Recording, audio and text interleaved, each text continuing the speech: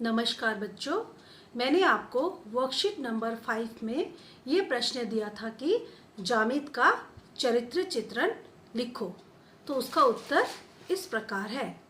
जामिद एक सीधा साधा और सरल इंसान था। वह किसी भी समस्या का समाधान करने के लिए वह हमेशा तत्पर रहता था।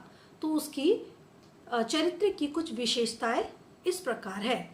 तो मैं पॉइंट वाइज बता रही हूँ क्योंकि पॉइंट वाइज लिखने से आपको अच्छे मार्क्स मिलते हैं। तो सबसे पहला नंबर है सेवा भाव।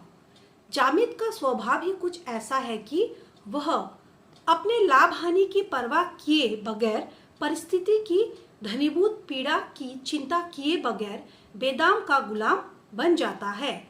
वह हमेशा दूसरों की मदद किस प्रकार करना है उसी में अपना समय व्यतीत करता था। वो अपने बारे में कभी नहीं सोचता था। वो हमेशा दूसरों की सेवा में लीन रहता था। नंबर 2 पॉइंट है प्रेम का भूखा। वह जितना दूसरों से प्रेम करता था, शायद अपने आप से भी उतना प्रेम वह नहीं करता था। यही कारण था कि वह किसी का उपकार करने से नहीं चूकता था।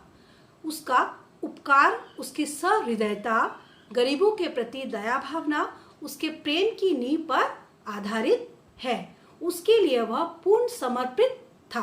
वह हमेशा दूसरों के मदद करने के लिए अपना जी जान लगा देता था। थर्ड पॉइंट ये है, तीसरा पॉइंट ये है कि धार्मिक था। जामिद एक धार्मिक इंसान था। धर्म उसके शरीर का वस्त्र नहीं बल्कि आत्मा की वस्तु थी। वह सभी धर्मों की जितनी इज्जत करता था उससे भी अधिक गरीब बेसहारों की मदद करता था। वह धर्म समझता था किसे? अच्छे कर्म को। वह मुसलमान हिंदू नहीं मानता था। वह सबसे बड़ा धर्म मानवता को मानता था। जामिद एक बहुत ही धार्मिक इंसान था। नंबर 4 पॉइंट है सच्चा मानव। जामिद एक सच्चा मानव था तथा उसके अंदर वह सभी गुण थे जो एक अच्छे इंसान पर होता था। वह किसी भी गरीब इंसान की मदद करने के लिए कभी पीछे नहीं हटता था। नंबर 5 पॉइंट है सीधा साधा ग्रामीण। वह एक सीधा साधा ग्रामीण इंसान था। जामिद ग्रामीण सादगी को पसंद करता था। वह मेहनत कश युवक था जो दिन रात मेहनत करके अपनी जीविका चलाता था, जिनमें किसी भी प्रकार का छल, अत्याचार और निर्दयता की भावना नहीं थी। इस प्रकार आप 5 पॉइंट अच्छे से लिखो तो आपको अच्छे अंक मिलेंगे। जब स्कूल खुलेगा तो मैं ये आपका प्रश्न देखूंगी।